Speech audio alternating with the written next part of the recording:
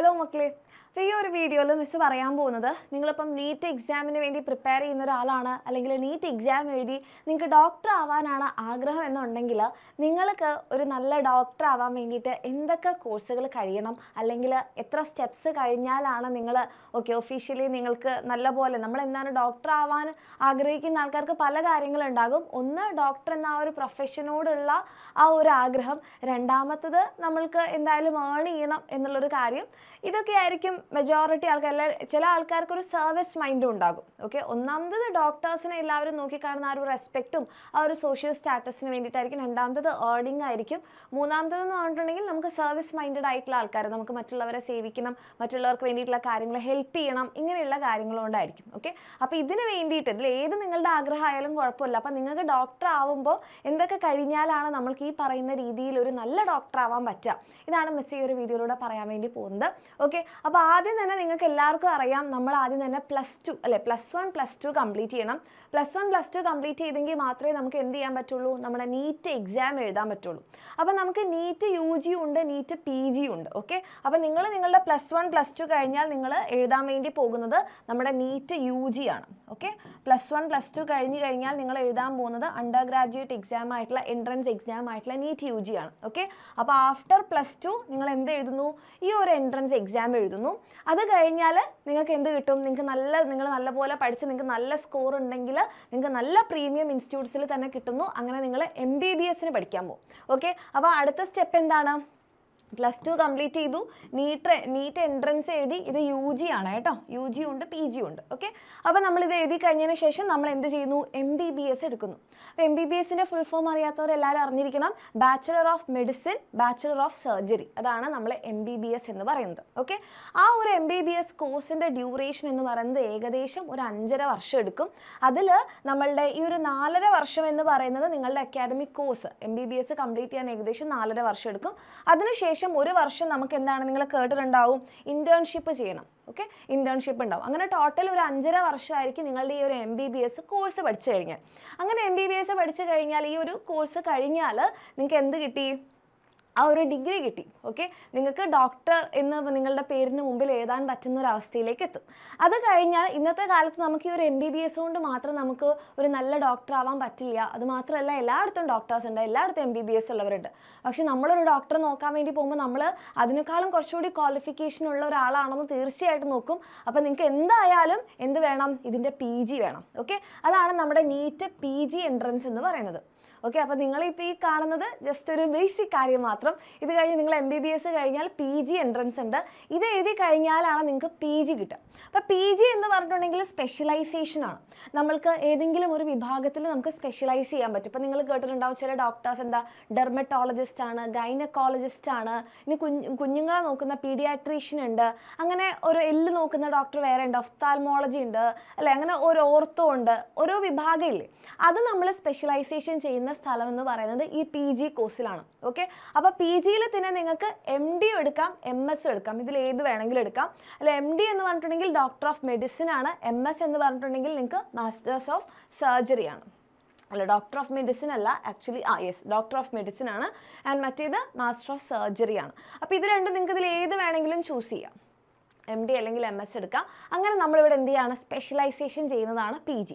ഈ PG കഴിഞ്ഞ് കഴിഞ്ഞാൽ നിങ്ങൾക്ക് എന്ത് ചെയ്യാം, നിങ്ങൾക്ക് കുറച്ച് ചോയ്സുകൾ മിസ് പറയാം. PGയും കൂടെ കഴിഞ്ഞ് കഴിഞ്ഞാൽ നിങ്ങൾക്ക് ശരിക്കും പ്രാക്ടീസ് ഒക്കെ തുടങ്ങാൻ വേണ്ടി പറ്റും. ഒന്നുകിൽ നിങ്ങൾക്ക് എന്ത് ചെയ്യാം, നിങ്ങൾക്ക് തന്നെ സ്വന്തമായിട്ടൊരു ക്ലിനിക്കൊക്കെ ഇട്ട് നിങ്ങളുടേതായിട്ടുള്ള രീതിയിൽ നിങ്ങൾക്ക് പ്രാക്ടീസ് ചെയ്യാം. അപ്പോൾ PG കഴിഞ്ഞാൽ ഒഫീഷ്യലി നിങ്ങൾ എന്തായി, ഡോക്ടറായി നമുക്ക് പറയാൻ വേണ്ടി പറ്റും. നിങ്ങളുടെ അടുത്ത് രോഗികളൊക്കെ വന്നു തുടങ്ങും. അപ്പോൾ ഇതൊരു 3 വർഷത്തെ കോഴ്സാണ്. അപ്പോൾ 5.5 വർഷം നമ്മുടെ MBBSഉം. അപ്പോൾ നമ്മുടെ MBBS എത്ര വർഷമാണ് നമ്മൾ പറഞ്ഞത്, 5.5 വർഷം. അത് കഴിഞ്ഞ് നമ്മുടെ PG എത്രയാണ്, 3 വർഷം. അങ്ങനെ ടോട്ടൽ നമ്മൾ ഒരു 8.5 വർഷം കഴിയുമ്പോൾ നമ്മൾ ഒഫീഷ്യലി ഒരു ഡോക്ടറായി. MBBS കഴിയുമ്പോൾ തന്നെ നമുക്ക് ഡോക്ടറേറ്റ് കിട്ടും. പക്ഷെ എന്നാലും നമ്മൾക്ക് നല്ലപോലെ നോക്കാനൊക്കെ പറ്റണം. നമ്മളുടെ അടുത്ത് പേഷ്യൻസ് ഒക്കെ വരണമെങ്കിൽ ഒരു MD അല്ലെങ്കിൽ ഒരു MSOD വേണം. അത് കഴിഞ്ഞ് നമുക്ക് ഒന്നുകിൽ നമുക്ക് ക്ലിനിക്കൽ പ്രാക്ടീസ് ചെയ്യാം. അതായത് നമ്മുടെ സ്വന്തമായിട്ടൊരു ക്ലിനിക്കൊക്കെ ഇട്ട് നമുക്ക് അവിടെ രോഗികളെ നോക്കി തുടങ്ങാം. ഓക്കെ, അപ്പോൾ ഇതിൻ്റെ ഒരു ഗുണം എന്ന് വെച്ചിട്ടുണ്ടെങ്കിൽ ഒരു പ്രൈവറ്റ് ഓണർഷിപ്പാണ്. നമ്മൾ തന്നെ നമ്മളുടെ സൗകര്യത്തിനനുസരിച്ച് ഇപ്പം നമ്മളെ വീട്ടിൽ ഇപ്പം നിങ്ങൾക്ക് ഇന്ന് ഈ സമയത്ത് നോക്കാൻ ഇഷ്ടമില്ല, അപ്പോൾ നമുക്ക് എന്താ നമ്മൾ അവിടെ മുന്നിൽ നമ്മുടെ വീടിൻ്റെ മുന്നിൽ നമുക്കൊരു ബോർഡ് എഴുതി വെക്കാം, ഡോക്ടർ ഉച്ചയ്ക്ക് ശേഷമായിരിക്കും ഉണ്ടാവുന്നത്. നിങ്ങളുടെ സമയം അനുസരിച്ച് നിങ്ങൾക്ക് ഇഷ്ടമുള്ള ഫീയും വെക്കാം. ഓക്കെ, കസ്റ്റം വിസിറ്റിംഗ് അവേഴ്സ് നമുക്ക് കസ്റ്റമൈസ് ചെയ്യാം. ഞാൻ ഈ സമയത്തേ നോക്കുള്ളൂ, ഞാൻ ഈ ദിവസങ്ങളിലേ ഞാൻ ഉണ്ടാവുള്ളൂ. അപ്പം നിങ്ങൾക്ക് 2 ദിവസം കല്യാണമുണ്ട്, ഞാൻ ഈ ദിവസങ്ങളിൽ ഉണ്ടായിരിക്കില്ല, ഡോക്ടർ അടുത്ത 2 ദിവസമായിരിക്കും ഉണ്ടാവുന്നത്. അങ്ങനെ നിങ്ങളുടെ ഇഷ്ടത്തിനനുസരിച്ച് നിൽക്കാം, നിങ്ങളുടെ ഇഷ്ടത്തിന് ഫീസും വെക്കാം. ഓക്കെ, ഇനി അടുത്തത് നിങ്ങൾക്ക് ഗവൺമെൻറ് ജോബ് ചൂസ് ചെയ്യാം.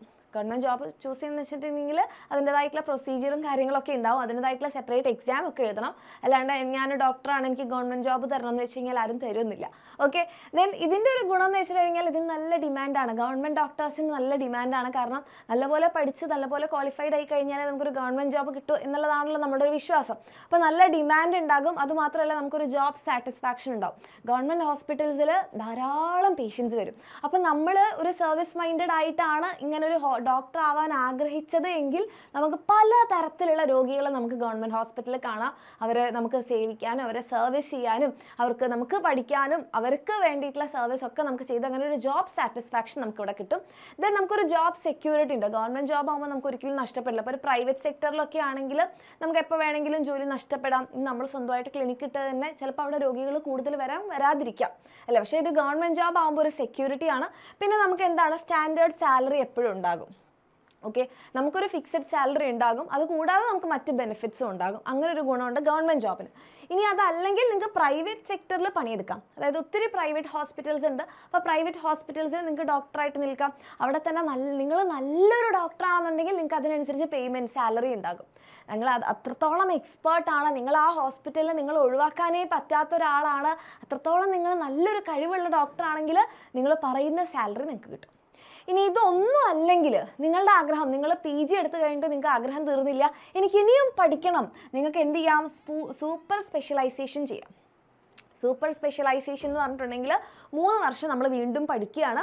ഓക്കെ, സൂപ്പർ സ്പെഷ്യലൈസേഷന് വേണ്ടിയിട്ട്. അപ്പം ഇങ്ങനത്തെ ആൾക്കാരെ അപ്പോൾ കുറച്ചുകൂടി സ്പെഷ്യലൈസ്ഡായി.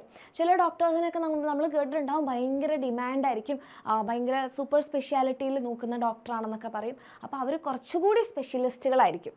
അങ്ങനത്തെ വലിയ വലിയ സൂപ്പർ സ്പെഷ്യാലിറ്റി ഹോസ്പിറ്റൽസിലൊക്കെ ഈ ഒരു കോഴ്സും കൂടെ കഴിഞ്ഞ ആൾക്കാരായിരിക്കും പ്രിഫർ ചെയ്യുന്നത്. ഓക്കെ, അപ്പം ഈ ഒരു രീതിയിൽ നിങ്ങൾക്ക് 8 വർഷം കൊണ്ട് ഡോക്ടർ ആവാൻ നല്ല രീതിയിൽ നിങ്ങൾക്ക് ഏൺ ചെയ്യാനും സർവീസ് ചെയ്യാനൊക്കെ പറ്റും. ഇതിലും മുകളിൽ നിങ്ങൾക്ക് പോകുന്നുണ്ടെങ്കിൽ നിങ്ങൾക്ക് സൂപ്പർ സ്പെഷ്യലൈസേഷൻ ചെയ്യാൻ പറ്റും. റെഡി, ക്ലിയർ ആയി എന്ന് വിചാരിക്കുന്നു. നിങ്ങൾക്കൊരു ഡോക്ടർ ആവാൻ എത്ര വർഷം ഏകദേശം എടുക്കണം, എന്തൊക്കെ ചെയ്യാം അത് കഴിഞ്ഞിട്ട് എന്നുള്ള കാര്യങ്ങൾ എൻ്റെ മക്കൾക്ക് മനസ്സിലായെങ്കിൽ തീർച്ചയായും കമൻറ്റ് ചെയ്യാം. ഇതേപോലത്തെ എന്ത് കാര്യമാണ് നിങ്ങൾക്ക് അറിയാൻ ആഗ്രഹമുള്ളതെന്ന് നിങ്ങൾ കമൻറ്റ് ചെയ്യുകയാണെങ്കിൽ നമ്മൾ അതിനനുസരിച്ചുള്ള വീഡിയോസ് ചെയ്യുന്നതായിരിക്കും. അപ്പോൾ താങ്ക് യു സോ മച്ച്. അതേപോലെ തന്നെ നിങ്ങൾക്കിപ്പം ആദ്യത്തെ നമ്മുടെ ബേസിക് സ്റ്റെപ്പ് എന്താണ്, ഇതിൽ നമ്മുടെ ബേസിക് സ്റ്റെപ്പ് എന്ന് പറഞ്ഞിട്ടുണ്ടെങ്കിൽ NEET UG എൻട്രൻസ് ക്രാക്ക് ചെയ്യുക എന്നുള്ളതാണ്. അപ്പോൾ നിങ്ങളൊരു SSLC സ്റ്റുഡൻ്റ് ആണെന്നുണ്ടെങ്കിൽ നിങ്ങൾക്ക് എന്ത് ചെയ്യാം, +1 +2ൻ്റെ കൂടെ തന്നെ നമ്മുടെ നീറ്റും കൂടെ പഠിക്കാം. അത് നിങ്ങൾക്ക് എക്സാമിനറിൻ്റെ കൂടെ പഠിക്കാൻ താല്പര്യം ഉണ്ടെങ്കിൽ നിങ്ങൾക്ക് താഴെ കാണുന്ന നമ്പറിൽ മെസ്സേജ് ചെയ്യാം. നമ്മളുടെ പൃഥ്വി ബാച്ച് +1-ലുണ്ട്. നിങ്ങളെ +1ൻ്റെ കൂടെ തന്നെ നിങ്ങളെ നീറ്റിനും പ്രിപ്പയർ ചെയ്യിക്കും. അതേപോലെ തന്നെ +2ൻ്റെ നിങ്ങളിനി +2 എത്തുന്ന സമയത്ത് നിങ്ങൾക്ക് വേദ ബാച്ച് ഉണ്ട്. ഓക്കെ, അപ്പോൾ ഇപ്പോൾ നിങ്ങൾ SSLC സ്റ്റുഡൻ്റ് ആണെന്നുണ്ടെങ്കിൽ നിങ്ങൾക്ക് വേണ്ടിയിട്ട് നമ്മളുടെ എക്സാമിനറിൻ്റെ പൃഥ്വി ബാച്ചിൽ നിങ്ങൾക്ക് +1 നീറ്റ് അടിപൊളിയായിട്ട് പഠിക്കാം. ഓക്കെ, നിങ്ങളൊരു +1 സ്റ്റുഡൻ്റ് ആണെന്നുണ്ടെങ്കിൽ നിങ്ങൾക്ക് എന്ത് ചെയ്യാം, നമ്മുടെ വേദ ബാച്ച് ഉണ്ട്. അപ്പം അവിടെ നിങ്ങൾക്ക് നീറ്റ് കോച്ചിങ് ഒക്കെ കഴിഞ്ഞ് അല്ലെങ്കിൽ നല്ല രീതിയിൽ എക്സാം എഴുതി MBBSന് ഏറ്റവും നല്ല കോളേജിൽ തന്നെ അഡ്മിഷൻ എടുക്കാം. താല്പര്യമുള്ള മക്കൾക്ക് താഴേക്കാവുന്ന നമ്പറിൽ മെസ്സേജ് ചെയ്യാം. Okay, thank you so much. നമുക്ക് നെക്സ്റ്റ് ഒരു വീഡിയോയിൽ കാണാം.